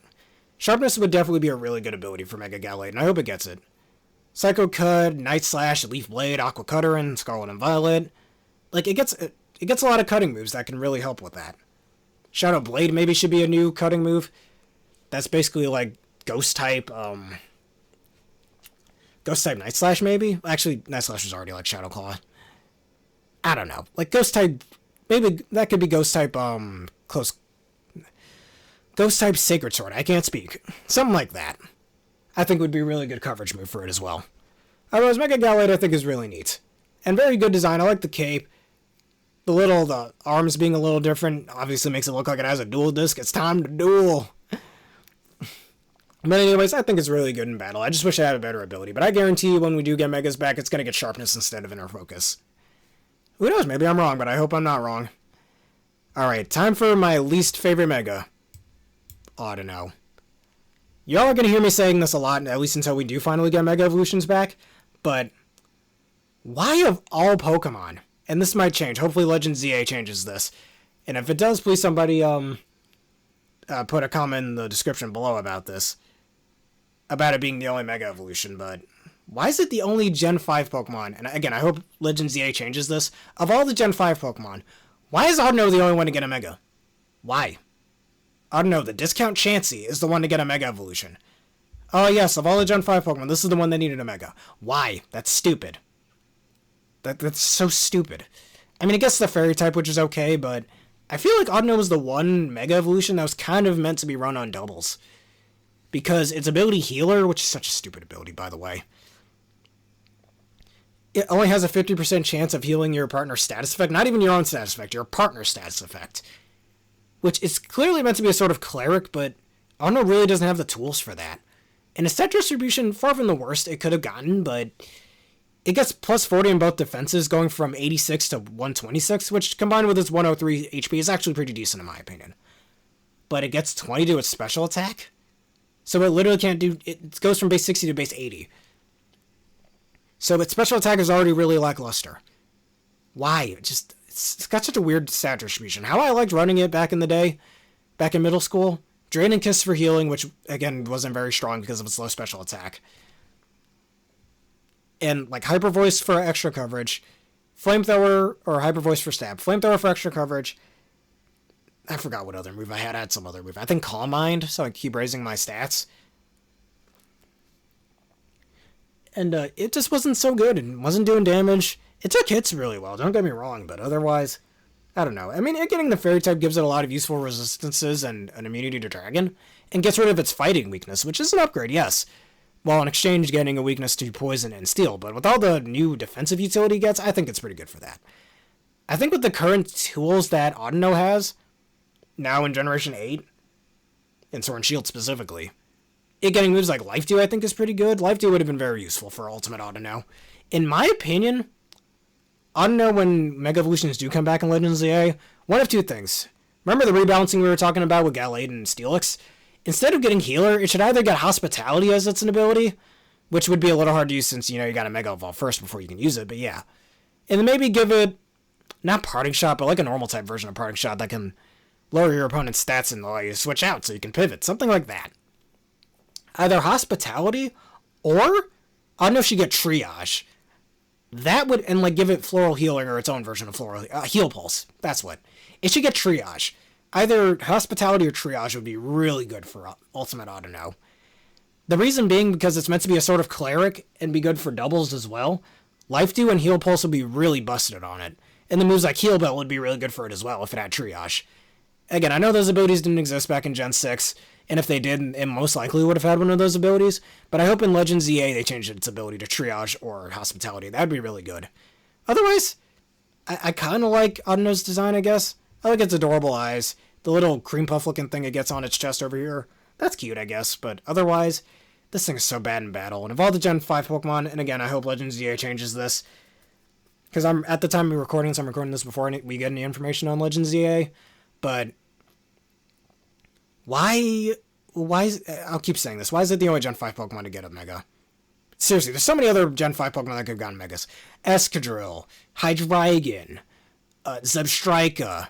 The freaking Elemental Monkeys were better candidates for a Mega. Oh no, for fuck's sake. One of the starters from Gen 5. Garbodor, if you really wanted to. Ferrothorn, Electros, Crustle, Durant, Heatmore. Like, all those are way more deserving of Megas than Audino of all things. Like, really. Again, classic Game Freak with their weird design and decision-making skills. It just makes no sense why they decided to give this thing a Mega and not literally anything else in Gen 5. And now I don't want to hear the excuse of, oh, Gen 5 was one of the more recent games before Gen 6 and whatnot. That's no excuse, then they might as well have not made Mega Audino to begin with. But whatever. Audino, I'm sorry, but you gotta be F tier even if your design is adorable. Now we're into the final stretch, the final two. Ash Greninja, which is technically a Mega Evolution because it gets stat boost, and you have to get a KO before you get the Ash Greninja form. Which, okay, it's kind of cool. But I put, it's cool design-wise, and its stat boost is really strong too. I'm going to put a low A tier. The reason being, as cool as Greninja is, the fact that Greninja had a deep bond with another trainer, that being Ash, in the anime, and pretty much the closest we get to an anime reference in the games, outside of Pokemon Masters, and Ash literally straight up shows up in that game. But, like, why would I want my Pokemon to be heavily bonded with another trainer, you know? This Pokemon isn't bonded with me, it's bonded with somebody else.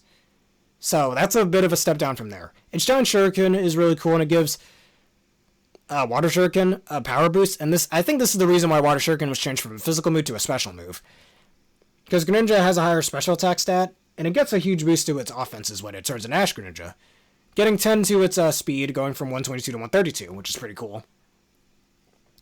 And most of its offenses, getting 50 points to both its special attack and its speed. So it's technically the only Mega Evolution to get 110 in its stat distribution. 110 in its stat, what am I saying? Get 110 points in its base stats instead of 100 like every other Mega does. Because it gets plus 50 both its offense and both of its offenses, going from 95 attack to 145, and 103 special attack to 153, which is really good. And Water Shuriken getting stronger as well is really nice too, but in exchange, Water Shuriken no longer hits 2 to 5 times, but 2 to 3 times. Which I think is a decent way to balance it out. Otherwise, the Giant Shuriken is cool. It's really neat in the anime, I'll give it that, but otherwise, bonding with Ash kind of lowers the points for me, and I wish they did a bit more with this design. So yeah, you're gonna get low A tier. And finally, Ultimate Diancie. And just like Audino, it's weird how it's the only Gen 6 Pokemon to get a Mega. Again, hopefully Legends ZA changes that, and again, not counting Greninja's Ash Greninja form. But it's super pretty. I love this thing. Let's put it mid A tier above Aggron and Blaziken. I think it's adorable. And like a friend of mine back in middle school once said, it kind of looks like Diancie's dressed up for prom, and I can really see that. And honestly, it looks like a weird mix between like a prom dress and like one of those old school diamond chandeliers, which I remember having one of those at an old house of mine that I used to live in. That was really cool. Also, I love the giant heart on its head. That's adorable. Just, honestly, one of the cutest designs on all of Pokemon, in my opinion. Just this Mega Audino is so adorable. Its stat distribution is also really interesting, too. Like, it loses a lot of points in its defense, but it doesn't have the best defensive typing, in my opinion. Rock Fairy's kind of defensively, but it loses 40 points in both of its defenses, going from base 150 in both defenses to only 110, which is still a respectable defense stat, so don't get us wrong there. But in exchange, it gains a fuck ton of speed and a fuck ton of offense. Going from getting 60 points in both of its offenses, going from 100 to 160 in both attack and special attack. And its base speed also goes really high as well, going from only base 50 to base 110, which is really good in my opinion. Really more well-rounding its stats. The only problem is, its defenses get lowered and it still has that god-awful HP stat of only base 50, so it's much less tanky, which isn't the best, and even then, because of its low HP, it makes it much less tankier, which is the point. It's supposed to be a lot faster and more offensive. It also gets Magic Bounce, and just like I mentioned with Absol earlier on, unlike Sableye or later on Hatterene, I don't think Diancie is really the best user of Magic Bounce. It's got some use, I guess. You can kind of react to what your opponent might do, which is pretty good for it. Instead of having to run Stealth Rocks yourself, you can rely on your opponent to try and hit you with Stealth Rocks. But wait, you use Magic Bounce. No Stealth Rocks for them. Only Stealth Rocks for you. But with that being said, another tech that I'd like to use with Diancie is maybe keep it in its base form, especially since it has Clear Body as its ability in its base form. You won't have to worry about things like Intimidate or Icy Wind. So maybe stay in your base form first, use that turn to use the tankiness you have in that form to get, like, say, a Calm Mind off, and then Mega Evolve next turn, so you can more use your special attack boost to your advantage. And also that 1+ special defense you get will be good for a special attack if you try to run a special attacking set when you Mega Evolve. I think that's a decent tech with it.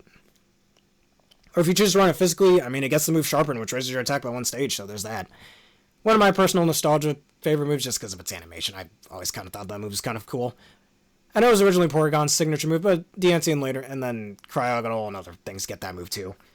But yeah, the move, you probably don't even know what move I'm talking about, but that's another tech if you want to run it physical.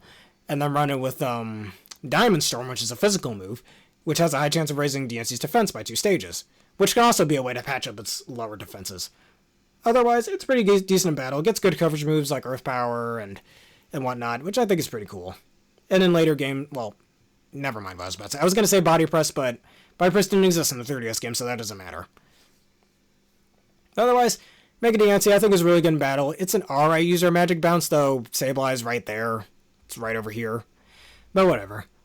And I think its design is super adorable. Part of the reason why I put it in such high tier. Plus, I kind of liked it in the Diancie movie, which a lot of people say is one of the more lackluster Pokemon movies. But I think it's an alright Pokemon movie, in my opinion. It's nowhere near as bad as a certain later Pokemon movie, the Hoopa movie. Oh, the Hoopa Ring got my fucking ass.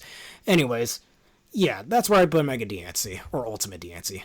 It's super adorable. I love its design. It's good in battle. I kind of like how it looks like a Chandelier, better than Chandelure even. That was already a really good Chandelier Pokemon. And it looks like it's wearing like a prom dress of some sorts. But yeah.